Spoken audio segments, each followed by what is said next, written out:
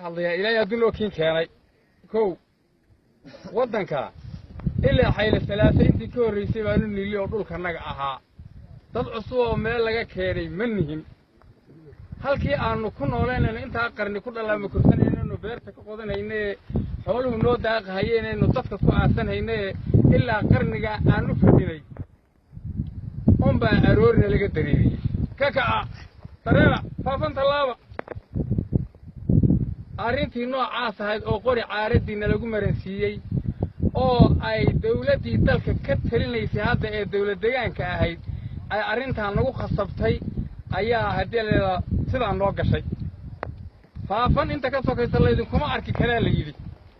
wax wada ma mari kartaan guri aad leedihiin ma day kartaan ka dhaqaaqaan la yiri horta meesha arrintii sidaa ahaa waana lagu meel mariyay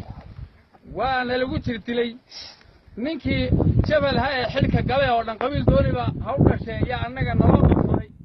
oo la yiri meeshiinan u buuga galaa waxa la wixii ogaadeen ka baxay waa annaga noo qabsaday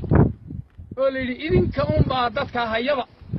markaadu maydaan aqalaas ku haysan idinka weeye marmarsiyo si naloo dilo oo dalkanaga iyo fadhiganaga iyo deegaankanaga iyo noloshanaga naloogu diiro yaa arrintan naloogu soo arooriyay ma jirin arrintan naloo haystay taasi waa sidaa eegana waxa weeye ilaahay haddii cadowgii noocaas ahaa ilaahay naga dulqaaday